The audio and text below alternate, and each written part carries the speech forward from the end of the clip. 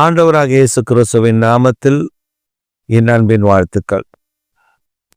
இந்த காலை ஆராதனைக்கு வந்திருக்கிற உங்கள் யாவரையும் ஆண்டவராகிய இயேசு கிறிஸ்துவின் நாமத்தில் வாழ்த்துகிறேன். இன்றைக்கு நம்முடைய தியானத்திற்காக நாம் தெரிந்து கொள்கிற வேத வசனம் ஏசாயா தீர்க்கதரிசன புஸ்தகம் 43 அதிகாரம் 18-19 திருவசனம். முந்தினவைகளை நினைக்க வேண்டாம், பூர்வமானவைகளை சிந்திக்க வேண்டாம். 19. இதோ நான் புதிய காரியத்தை செய்கிறேன், இப்பொழுதே அது தோன்றும், நீங்கள் அதை அறியீர்களா? நான் வனாந்தரத்திலே வழியையும் அவாந்தர வெளியிலே ஆறுகளையும் உண்டாக்குவேன். ஆண்டவராகிய தேவன் நமக்கு இந்த கால வேளையில் ஒரு காரியத்தை விளங்க பண்ணும்படி சொல்லுகிறார். அது என்ன? முந்தினவைகளை நினைக்க வேண்டாம், பூர்வமானவைகளை சிந்திக்க வேண்டாம், இதோ நான் புதிய காரியத்தை செய்கிறேன், அது இப்பொழுதே தோன்றும், வனாந்தரத்தில் வழி அவாந்தர வழிகளில் ஆறுகளையும் உண்டாக்குகிற கர்த்தர். நம்முடைய வாழ்க்கையில் we are always thinking about the past. நாம் கடந்து வந்த காரியங்களையே நாம் யோசித்துக் கொண்டிருப்போம். பூர்வமானது, பூர்வ காலத்து காரியங்களை அதையே சொல்லி கொண்டிருப்போம். எங்க தாத்தா யாருன்னு தெரியுமா, எங்க அப்பா யாருன்னு தெரியுமா, நான் யாருன்னு தெரியுமா அப்படின்ற குலப்பெருமை, கோத்திர பெருமை, அந்த பெருமை, இந்த பெருமை, எல்லா பெருமையும் அவுத்து விடுவோம். ஆனா கர்த்தர் சொல்றார், அதை யோசிக்காத. ஏன் யோசிக்க வேண்டாம் அப்படின்னு ஆண்டவர் சொல்றாருன்னா, அதெல்லாம் ஆண்டவர் நீக்கி போட்டது. ரட்சிக்கப்பட்ட பின்பு கர்த்தர் அவைகளை அகற்றி போட்டார். இஸ்ரவேல் ஜனங்கள் வணங்கா கழுத்துள்ளவர்கள் என்று பெயர் வாங்கினதே இதுதான். காரணம் இதுதான். தேவ தூதர்கள் சாப்பிடுகிற மன்னாவை தேவனாகிய கர்த்தர் இஸ்ரவேல் ஜனங்களுக்கு ஆகாரமாக கொடுத்தார். ஆனால் இவர்களோ மோசேனிடத்துல ஒரு பிராது கொண்டு வருகிறார்கள்.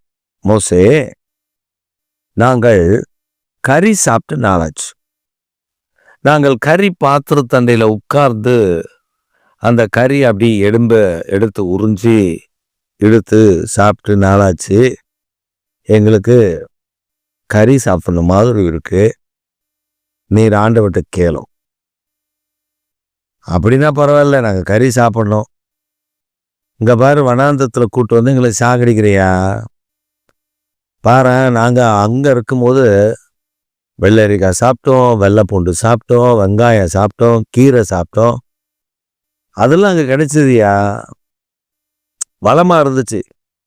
நாங்கள் காலில் தண்ணியை வந்து காலில் பாய்ச்சி எங்கள் பாத்திகளை நிரப்பி கீரை எல்லாம் போட்டோம்.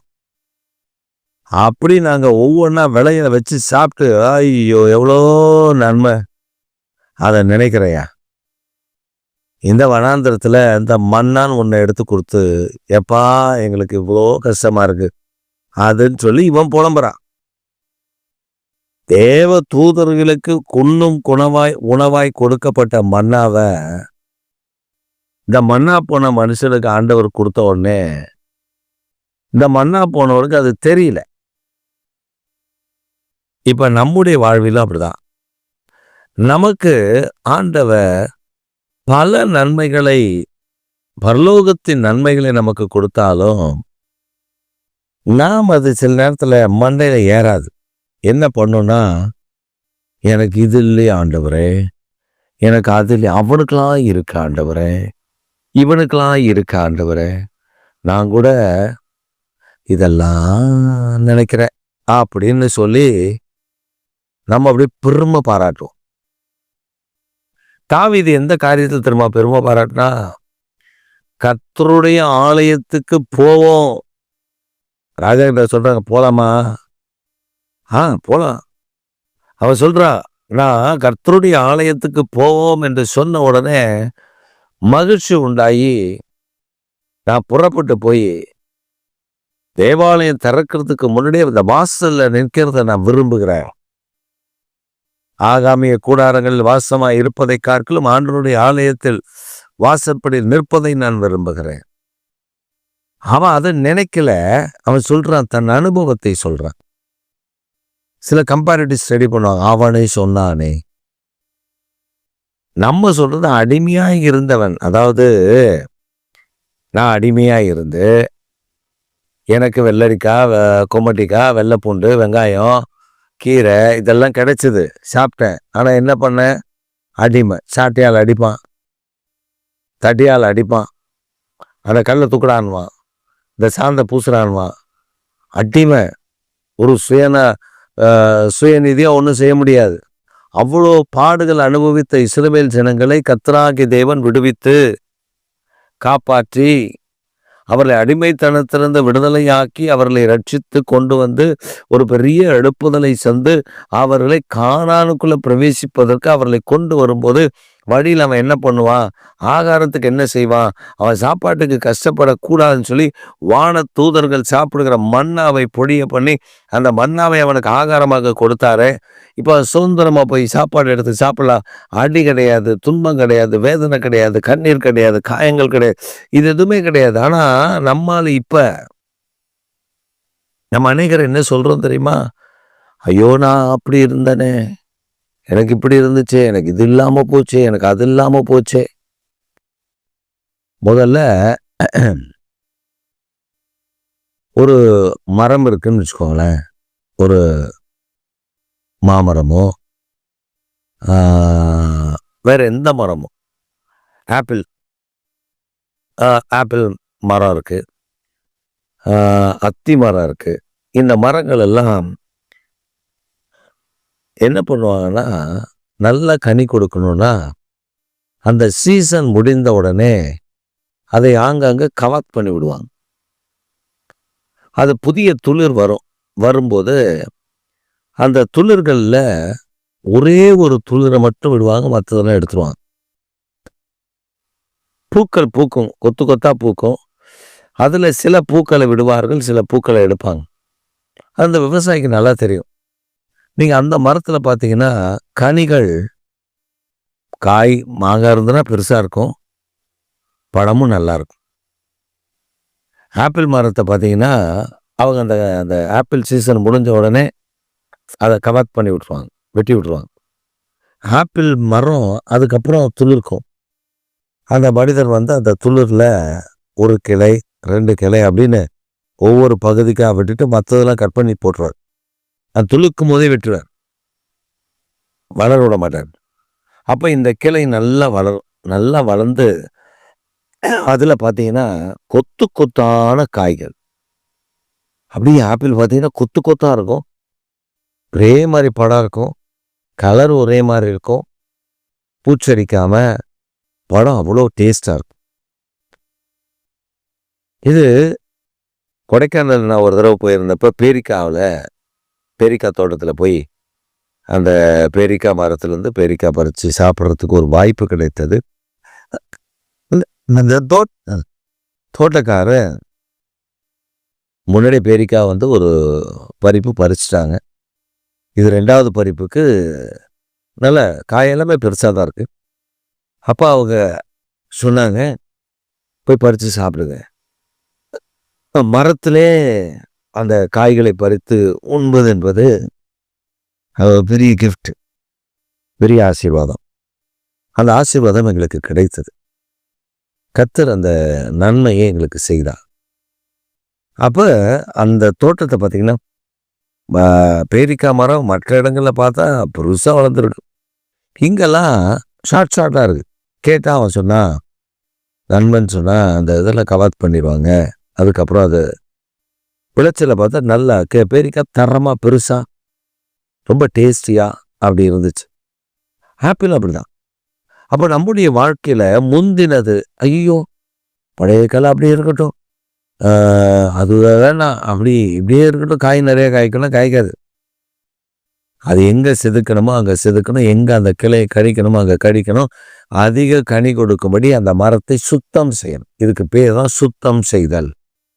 அப்போ ஆண்டவர் சொன்னா, முந்தினதை நினைக்காத, பூர்வமானதை சிந்திக்காத, அதையே யோசிச்சுட்டு இருக்காத, நான் அதெல்லாம் அகற்றிட்டு புதிய காரியத்தை நான் செய்கிறேன். I am going to do new things in your life.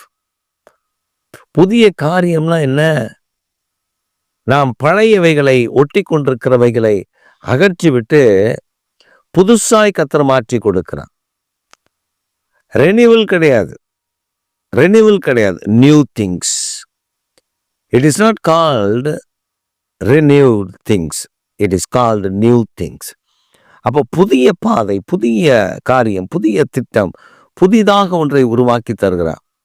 நம்முடைய வாழ்க்கையில கர்த்தர் பழையன ஒழியும் போது எல்லாம் புதிதாயின அப்படின்னு சொல்ற. பழையன ஒழியும், அப்புறம் எல்லாத்தையும் புதிதாக்கி தருவார். வெளிப்படுத்தின விசேஷம் 21ஆம் அதிகாரம் 4-5 வசனத்துல அவர் சொல்ற, முந்தினது ஒழிந்து போயிற்று, சிங்காசனத்தில் வீற்றிருக்கிறவர் சொல்லுகிறார், இதோ நான் சகலத்தையும் புதிதாக்குகிறேன். அதெல்லாம் கண்ணீர் காவலை எல்லாத்தையும் ஒழிய பண்ணிட்டு கர்த்தர் சகலத்தையும் புதிதாக்குகிறார். நம்ம வாழ்க்கையில் அப்படிதான் புதிதாக்குகிறார். ஒரு சமயம் நல்ல மழையில வீட்டுக்குள்ள தண்ணி நல்லா வந்துருச்சு. ஒரு ஆளுக்கு அடுத்த அளவுக்கு, எனக்குலாம் கழுத்தளவுக்கு தண்ணி ரோட்டில் இருக்கு. வீட்டுக்குள்ளே வந்தால் நல்லா இடுப்புக்கு மேலே தண்ணி இருக்கு. சிலிண்டரெல்லாம் மிதக்குது. அப்போ பார்த்தீங்கன்னா நாங்கள் எதையுமே எடுத்து வைக்க முடியல. ஏன்னா அன்றைக்கு ஞாயிற்றுக்கிழமை, ஒரு பிப்ரவரி மாதம் ஞாயிற்றுக்கிழமையில் நாங்கள் ஊழியத்துக்கு சபைக்கு போயிட்டோம். அப்போ அதை எடுத்து வைக்கிறதுக்கு ஆள் இல்லை. ஸோ எனவே எல்லா பொருளும் வேஸ்ட். ஃப்ரிட்ஜு, கிரைண்டரு எல்லாமே போச்சு. பெட்டு, தலகாணி, பெட்ஷீட்டு ஒன்றுமே கிடையாது. ட்ரெஸ்ஸஸில் கூட அந்த பீரோவில் ஒரு 3 தட்டுகள் தண்ணீரில் மூழ்கி போயிருந்துச்சு. ஸோ அதெல்லாம் வீணாக போனதெல்லாம் எடுத்து போட்டாச்சு. அப்போ நாங்கள் தண்ணி வடிஞ்சதுக்கப்புறம் க்ளீன் பண்ணோம். வீட்டை க்ளீன் பண்ணி பெனாயில் போட்டு லைசால் போட்டுலாம் க்ளீன் பண்ணும்போது இந்த பெட்டெல்லாம் ஊறி இருந்துச்சு. அதெல்லாம் எடுத்து கயிறு போட்டு கட்டி வெளில வச்சிட்டோம். ஒரு 3 பெட்டு,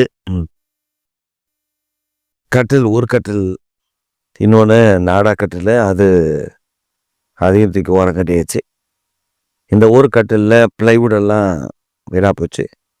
ப்ளைவுடெல்லாம் தட்டி எடுத்து, அதில் ஏகப்பட்ட பூச்சிகள், அதெல்லாம் தட்டி எடுத்து எல்லாத்தையும் தண்ணி ஊற்றி க்ளீன் பண்ணி, அப்புறம் நிறைய ஆசிட்லாம் ஊற்றி க்ளீன் பண்ணி, இப்போ கட்டிலில் ப்ளைவுடு கிடையாது, நடுவில் கட்டை மட்டும் இருக்கு. கட்டிலை பயன்படுத்தவும் முடியாது. மழை பெஞ்சிருக்கு. அப்போ அந்த நைட்டில் படுக்க முடியாது. அந்த மேலே ஒரு ரூமில் பாயை போட்டு தான் படுத்தோம். அது மேலே ப்ரேயருக்காக ஒரு பாய் இருக்கும். அந்த பாய் தான் நாங்கள் எல்லாம் படுக்கிறதுக்கு பயன்படுத்தினோம். அவ்வளோ ஒரு நெருக்கடியான நேரம். அப்போ எங்களுக்கு அது மன உளைச்சல்னா படுக்க தலகாணி இல்லை, கொதிக்க பிடிச்சிட்டு இல்லை, எல்லாம் தண்ணியில் வீணாக போச்சு அப்படின்ட்டு ரொம்ப குடிக்க தண்ணி இல்லை. அதெல்லாம் அதான் ஹைலைட்டே தான், குடிக்க தண்ணி கிடையாது. ஏன்னா தண்ணி பிடிச்சிருந்த தண்ணியெல்லாம் தண்ணியில் முங்கி போச்சு. அப்புறம் நாங்கள் வெளியில் நண்பர்கிட்ட சொல்லி தான் ஒரு கேன் வாங்கிட்டு வர சொல்லி அந்த தண்ணியை தான் பயன்படுத்தணும். தண்ணி வடிஞ்சு சுத்தம் பண்ணி எல்லாம் க்ளீன் பண்ணி நல்ல தண்ணியை மறுபடியும் அந்த பைப்பில் வர வரலும் எல்லாத்தையும் க்ளீன். அப்போ எங்களுக்கு வருத்தம், வேதனை. ஆண்டவர் இந்த வேதனை, வருத்தத்தை, அதனால் நாங்கள் புலம்பலை. ஐயோ ஆண்டவரே, என் பொருளெல்லாம் வீணாக போச்சு, புலம்பலை. ஆண்டவர் சொன்னார், இதெல்லாம் டிஸ்போஸ் பண்ணுன்னார். எதெல்லாம் சொன்னாரோ அதெல்லாம் டிஸ்போஸ் பண்ணிட்டோம். எதெல்லாம் சரி பண்ணி வச்சுக்க சொன்னாரோ அதெல்லாம் சரி பண்ணி வச்சுக்கிட்டோம். அப்போ எங்கள் வீட்டில் நிறைய பொருள் குப்பைக்கு போச்சு. நிறைய பொருள் சிலருக்கு எடுத்து கொடுத்துட்டோம். ஏன்னா அதை பயன்படுத்த முடியாது. அவங்ககிட்ட இப்படி இருக்கணும், நாங்கள் கொடுங்க, நாங்கள் பார்த்துக்கிறோன்ட்டு அவங்கெல்லாம் எடுத்துகிட்டு போயிட்டாங்க. படுக்கிறதுக்கு கட்டில் இது எதுவுமே இல்லாமல் ஒரு சூழ்நிலை. அப்புறம் ஆண்டவர் திடீர்னு ஒரு ஒரு ஒரு கொஞ்ச நாளைக்கு அப்புறம் ஆண்டவர் சொன்னார், வீட்டை மாற்றுங்க, அந்த வீட்டில் நீங்கள் இனி இருக்க வேண்டாம். பல போராட்டங்களுக்கு மத்தியில் நாங்கள் அந்த வீட்டை எடுத்து விட்டு வாடகை வீட்டுக்கு வரோம். பல யோசனைகள், வாடகை எப்படி கொடுப்போம், நமக்கு வருமானம் இல்லையே, வாடகை எப்படி தருவோம் அப்படின்னு ஒரு பெரிய கேள்விக்குறியோடு தான் வெளியே வந்தோம். வெளியே வந்து அந்த கட்டிலுக்கு ஒன்றும் போடுறதுக்கு ஒன்றும் இல்லை. அது எல்லாம் திங்ஸ் எல்லாம் ஏற்றிட்டு வந்தாச்சு. வாடகை வீட்டில் வந்து உட்காந்துட்டு என்னப்பா செய்ய போகிறீங்க தெரியல அப்படின்ட்டு பாய் போட்டு நீட்டாக ஒரு 5 தலைகாணி ஒருத்தவங்க வாங்கி கொடுத்தாங்க. அதை போட்டு 2 பெட்ஷீட் ஒருத்தவங்க கொடுத்தாங்க. அதை வச்சு படுத்துக்கிட்டோம். வாடகை வீட்டுக்கு வந்து அப்படி படுத்துட்டோம். கர்த்தர் சொன்னார், நீ இந்த மாசத்துல நான் உனக்கு ஒரு காணிக்கை தருவேன், உனக்கு வரும், அதில் இந்த கட்டிலுக்கு பிளைவுட் வாங்கிரு. அதே போல் அவர் சொன்னபடியே ஒரு காணிக்கை வந்துச்சு. வந்த உடனே அளவு எடுத்து போய் ஒரு பிளைவுட் வாங்கிட்டு வந்தாச்சு. வாங்கிட்டு வந்து கட்டிலுக்கு போட்டாச்சு. இப்போ கட்டிலில் பெட்டு கிடையாது, பிளைவுட் போட்டு பாய் போட்டு ஒரு சின்ன கம்பளி இருந்துச்சு, அதை போட்டு படுத்துக்கலாம். என்ன ஆச்சரியன்னு பாருங்க, கர்த்தர் திடீர்னு ஒரு சேவிங்ஸ், அது எப்பயோ போட்ட சேவிங்ஸ், எல்ஐசியில் போட்டிருந்த ஒரு சேவிங்ஸ், ஒரு சின்ன அமௌண்ட், ஒரு 15,000, அது வளர்ந்து ஒரு 45,000 வந்துச்சு. பெரிய சந்தோஷம் எங்களுக்கு. வந்தோடனே மனைவி சொன்னாங்க, முதல்ல பெட்டு வாங்கிடுவோம், சரி, ஒரு கட்டில் வாங்கிடுவோம், சரி, வாங்கிட்டோம். ஒரு கட்டில் 2 பெட்டு வாங்கிட்டோம். அப்போ எங்கள் வீட்டில் 2 கட்டில்.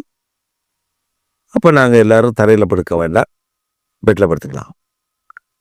அப்புறம் கர்த்தர் பாருங்க, அதான் கர்த்தர் பழையன ஒழிந்தன எல்லாம் புதிதாக்குகிறார். ஃப்ரிட்ஜு புதுசாக கர்த்தர் வாங்கி கொடுத்தார். வாஷிங் மிஷின் புதுசாக கர்த்தர் வாங்கி கொடுத்தார். இது எதுவுமே நாங்கள் வாங்கலை, கர்த்தர் வாங்கி கொடுத்தார்.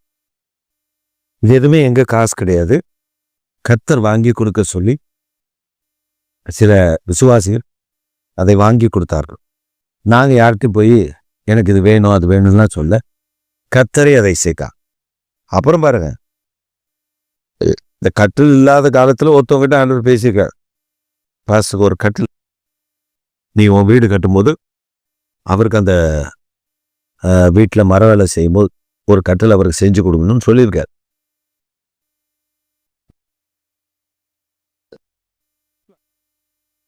அவங்க அதெல்லாம் சொல்லலை. திடீர்னு ஒரு நாள் ஃபோன் பண்ணி, வீட்டில் இருக்கீங்களா பாஸ்டர்? ஆமாம். ஒரு கட்டில் வருது, வீட்டுக்கு ஒரு கட்டில் வருது. ஆண்டவர் பாருங்க, புதிதாக தராருன்னா எல்லாம் புதுசா, பழசெல்லாம் நீக்கிட்டாரு, எல்லாம் புதுசு, தலைகாணிலேருந்து பெட்ஷீட்லேருந்து. அப்போ இது ஒரு பக்கம் வீட்டை சுத்திகரிக்கிறது. ஊழியத்துலேயும் அப்படி பல பாடுகள் பிரச்சனைகள், கர்த்தர் அதையும் மாற்றினார். அப்போதான் யோசிச்சு பார்த்தேன், இதோ நான் புதிய காரியத்தை செய்கிறேன்னு சும்மா கிடையாது, சகலத்தையும் புதிதாக்குகிறேன். உங்கள் வாழ்க்கையில் கூட நீங்கள் சில பாடுகள், சில பிரச்சனைகள், போராட்டங்கள் வழியாக நீங்கள் நடந்து போகலாம். கர்த்தர் என்ன தெரியுமா செய்ய போகிறாரு? ஒரு பெரிய அதிசயத்தை உங்களுக்கு நடப்பிக்க போகிறார். சில பழசை எடுத்து போடுறாரா? உங்களுக்கு நீங்கள் வச்சிருக்கிற பழைய வண்டி வித்துட்டீங்களா? ஐயோ, அந்த வண்டி எடுத்துனா பிரயோஜனமாக இருக்கும், திடீர்னு அதை போய் வேண்டான்னு வித்துட்டு புதுசு வாங்க போகிறேன்னா, கர்த்தர் சகலத்தையும் புதிதாக்குன்னா புதிதாக்குவார். அந்த வண்டிக்காக கவலைப்படாதீங்க, அந்த காருக்காக கவலைப்படாதீங்க, அந்த பைக்காக கவலைப்படாதீங்க, இந்த வீட்டுக்காக கவலைப்படாதீங்க, அந்த மற்ற காரியங்களுக்காக கவலைப்படாதீங்க. கர்த்தர் புதிதை தரப்போகிறா. அதனால தான் பழசை நம்ம கையை விட்டு தூக்கி போடுறாரு. பழசு வேண்டாப்பா, இனி எல்லாம் புதிது. கர்த்தர் சகலத்தையும் புதிதாக்கும் பொழுது அது எவ்வளோ பெரிய மகிழ்ச்சி என்பதை நாம் ஆரவாரத்தோடு கர்த்தரை துதிக்க வேண்டும். இஸ்ரவேல் ஜனங்களை போல அடிமையாக இருந்ததை கூட மறந்துட்டு நாம அவரை குறை சொன்னோம் பார்த்தீங்களா?